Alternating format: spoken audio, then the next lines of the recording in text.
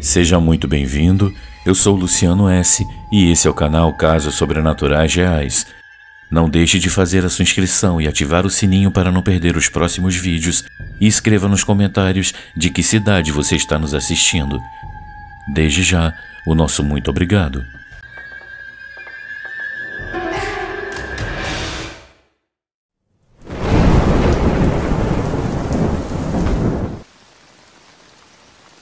O chamado do além.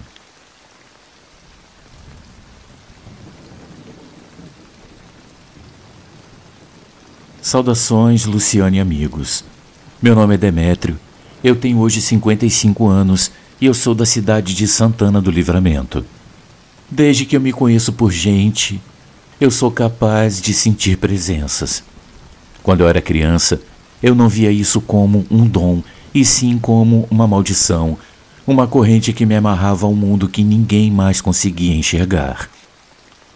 Eu cresci em uma família que não acreditava no sobrenatural, então aprendi a guardar minhas experiências para mim mesmo. Apenas em minha vida adulta, quando finalmente eu encontrei um grupo de pessoas que compartilhavam da mesma sensibilidade, eu pude explorar a minha mediunidade. Antes de relatar a experiência que mais me marcou na vida, eu vou falar um pouco sobre como tudo isso começou. Eu sempre fui uma criança diferente. Desde pequeno, eu tinha a sensação de que eu não estava sozinho, mesmo quando parecia que eu estava. Eu me lembro claramente de um episódio quando tinha apenas 5 anos. Eu estava brincando no quintal da minha avó, um lugar cheio de árvores e arbustos, quando eu ouvi uma voz suave me chamando pelo nome. Eu olhei ao redor, mas não havia ninguém lá. Assustado, eu corri para dentro de casa, mas aquela voz continuou a ecoar na minha mente. Conforme eu fui crescendo, essas experiências se tornaram mais frequentes e intensas. Na escola, eu costumava ver figuras sombrias no canto da sala, figuras que mais ninguém parecia notar. Eu tentava ignorá-las, mas elas sempre voltavam. Aos 8 anos, eu comecei a ter sonhos muito vívidos. Em um deles, uma mulher vestida de branco me dizia coisas que só a minha mãe sabia. Quando eu contei para ela, eu vi o seu rosto empalidecer. Foi quando ela, mesmo sendo cética, me levou a um centro espírita pela primeira vez. Nesse centro, eu fui recebida por um senhor muito gentil que me explicou que eu tinha uma sensibilidade espiritual, algo que ele chamava de mediunidade. Ele me disse que eu era capaz de perceber espíritos, algo que muitos não conseguiam. Ao mesmo tempo em que essa revelação me assustava, ela também me aliviava, pois eu finalmente entendia o que estava acontecendo comigo. Durante a minha adolescência, eu frequentei o centro regularmente. Eu participava de sessões de desenvolvimento mediúnico, onde eu aprendi a controlar e entender melhor as minhas habilidades. Eu fiz amigos que compartilhavam das mesmas experiências e eu pude trocar histórias e aprender com eles. Eu me lembro de uma sessão em particular, onde o espírito de uma jovem mulher se manifestou através de mim. Ela estava perdida e desesperada procurando por seu filho. Foi uma experiência intensa, mas com a ajuda dos guias espirituais, conseguimos acalmá-la e orientá-la para a luz. Na faculdade eu me afastei um pouco dessas práticas, tentando viver uma vida normal. Mas os espíritos nunca me abandonaram. Eles apareciam nos momentos mais inesperados, durante uma prova, em uma festa ou até mesmo no meu estágio. Eventualmente eu percebi que eu não poderia ignorar essa parte de mim, então eu decidi abraçá-la de vez.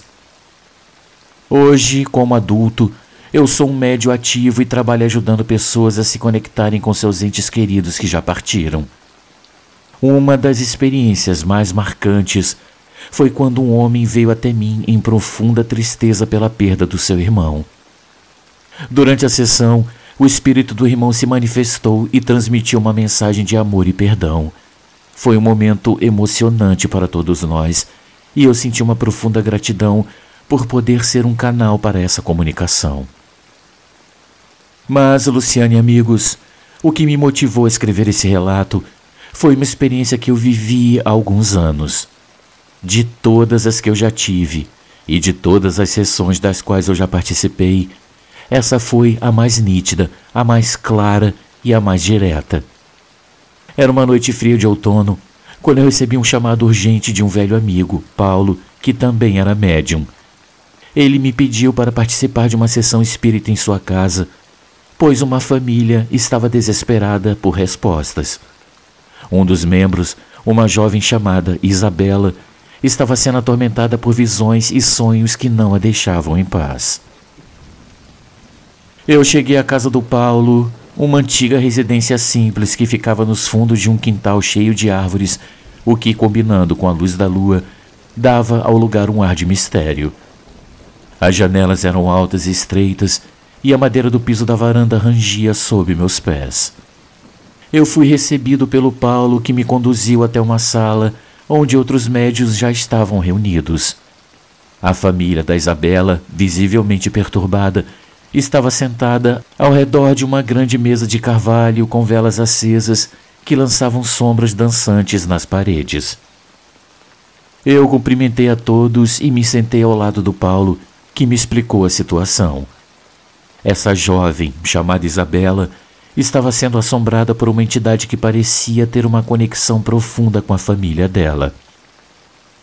Os detalhes que ele me passou eram um pouco vagos, mas a angústia em seus olhos era evidente.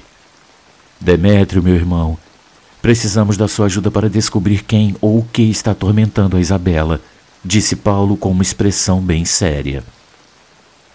Eu disse que eu faria tudo que estivesse ao meu alcance para ajudar, sentindo o peso da responsabilidade em meus ombros, mas ao mesmo tempo o aceitando. Todos nós nos demos as mãos e o Paulo começou a oração de abertura, pedindo proteção e orientação aos espíritos de luz. A energia na sala mudou quase imediatamente, ficando mais densa e carregada.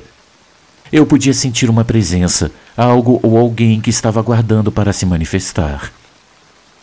Conforme a sessão avançava, os primeiros murmúrios dos médiuns sintonizando-se com os espíritos começaram a surgir.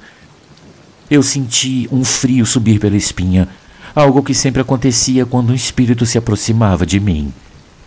Era uma sensação peculiar, como se uma corrente de ar gelada passasse por dentro do meu corpo, ao invés de ao redor. Meu coração começou a bater mais rápido, não de medo, mas de uma estranha antecipação. De repente, uma pressão leve, mas firme, pousou no meu ombro direito. Era como se uma mão invisível estivesse ali me segurando.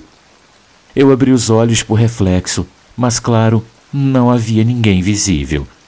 Eu fechei os olhos novamente e respirei fundo, tentando me acalmar e focar na energia ao meu redor. Foi quando eu senti uma presença clara e distinta ao meu lado. Era uma energia intensa, mas não ameaçadora. Eu sabia que era um espírito tentando se comunicar. Eu deixei minha mente aberta, permitindo que a energia fluísse através de mim, e em poucos momentos eu comecei a receber imagens e sensações. Ele está aqui, eu murmurei com a voz baixa e trêmula. Luciano, uma sensação de peso caiu sobre mim, como se alguém estivesse me pressionando. Eu vi flashes de uma figura sombria, alta e esguia, com os olhos que brilhavam como carvões em brasa. Ele estava irritado, furioso. Nesse momento, a Isabela soltou um pequeno grito e o Paulo tentou acalmá-la. Por favor, me diga o seu nome, eu pedi, tentando me comunicar com a entidade. Um silêncio profundo se seguiu. Então eu ouvi uma voz rouca e distante sussurrar em minha mente. Joaquim. Então, imagens e sentimentos começaram a inundar a minha mente. Eu vi uma casa antiga, uma mulher chorando e um homem que deveria ser esse Joaquim, cheio de raiva e dor. Eu consegui sentir o seu desespero e a sua incapacidade de seguir em frente. Ele parece que está preso. Eu expliquei aos outros que eu tinha a sensação de que ele não conseguia encontrar a paz. A Isabela começou a chorar e a sua mãe a abraçou, tentando confortá-la. O Paulo olhou para mim esperando que eu continuasse. Eu então me dirigi diretamente ao espírito. Joaquim, por que você está aqui? Eu perguntei, tentando entender a sua conexão com a Isabela. As respostas vieram em fragmentos, mas aos poucos eu consegui juntar as peças. O Joaquim tinha sido um membro distante da família, alguém que havia morrido tragicamente e cuja morte nunca foi resolvida.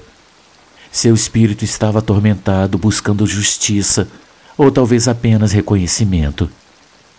Ele quer que vocês saibam o que aconteceu com ele, eu expliquei.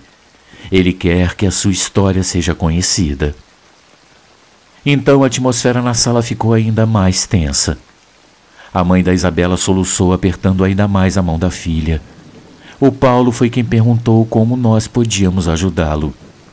E então uma série de imagens invadiu minha mente, mostrando o local onde o Joaquim havia morrido. Uma pequena barraca, tipo uma cabana, nos arredores da propriedade da família.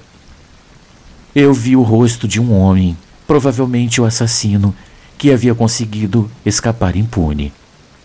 Precisamos ir até a cabana, eu disse de repente.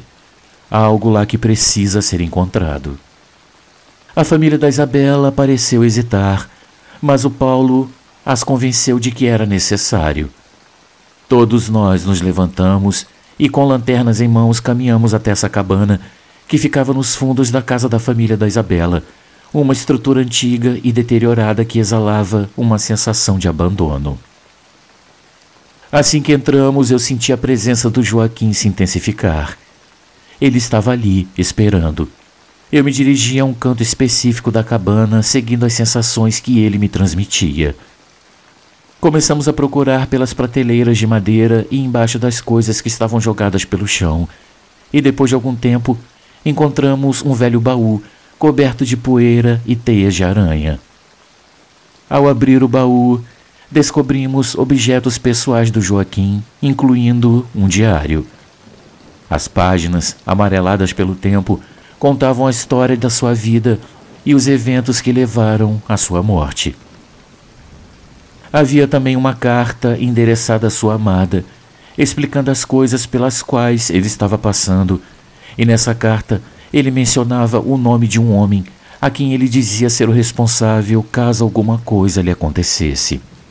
A mãe de Isabela, com lágrimas nos olhos, leu a carta em voz alta. Ao final, eu senti uma mudança na atmosfera. A presença do Joaquim começou a se dissipar e uma sensação de paz tomou conta do lugar. Ele pode descansar agora, eu murmurei, sentindo uma onda de alívio.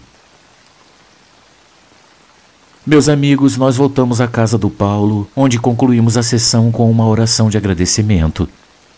A Isabela parecia mais tranquila e a sua família estava aliviada por finalmente entender o que estava acontecendo. Naquela noite, enquanto eu me preparava para ir embora, o Paulo me chamou de lado. Ele agradeceu a minha ajuda e me deu um abraço.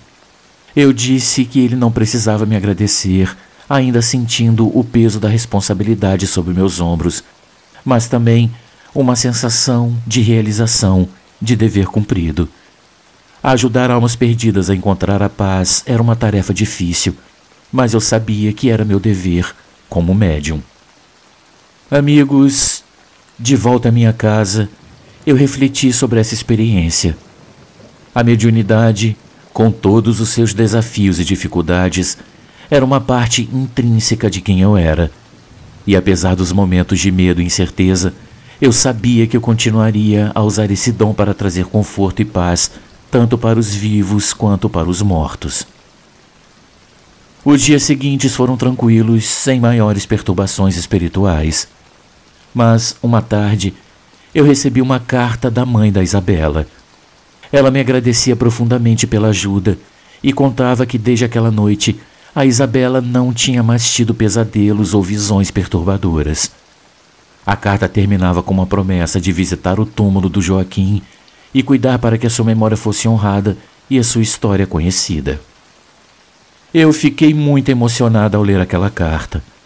Era reconfortante saber que o nosso esforço tinha resultado em paz, não apenas para a alma do Joaquim, mas também para a família da Isabela. No fundo, eu sabia que aquele era apenas um dos muitos casos que eu encontraria ao longo da minha vida como médium. Cada espírito tem a sua história, seus desejos e suas dores. Cada encontro é único e exige de mim uma empatia e sensibilidade que muitas vezes esgotavam minhas forças, mas também me fortaleciam de uma forma indescritível. Eu continuei a frequentar sessões espíritas com o Paulo e outros médios, sempre pronto para ajudar aqueles que precisavam. Com o tempo, a minha reputação cresceu e mais pessoas vinham até mim em busca de respostas e consolo. Cada sessão era uma nova jornada ao desconhecido, uma oportunidade de conectar dois mundos separados por uma linha tênue e misteriosa. A cada encontro eu aprendia mais sobre o além e sobre mim mesmo. Eu descobri que a verdadeira força não estava em resistir ao medo, mas em enfrentá-lo com coragem e compaixão. E assim a minha jornada como médium continuou, guiada pela luz dos espíritos e pela esperança de trazer paz a todos os que cruzavam meu caminho. A memória do Joaquim e sua trágica história permaneceram comigo, um lembrete constante do impacto profundo que podemos ter na vida dos outros, mesmo daqueles que já partiram. E, enquanto houvesse almas perdidas procurando por um guia, eu estaria ali, pronto para ouvir, ajudar e, acima de tudo, honrar a conexão sagrada entre os mundos dos vivos e dos mortos. Essa foi a minha história, Luciane e amigos. Eu espero que você e os inscritos tenham gostado. Aqui eu me despeço deixando um grande abraço a todos e uma boa noite.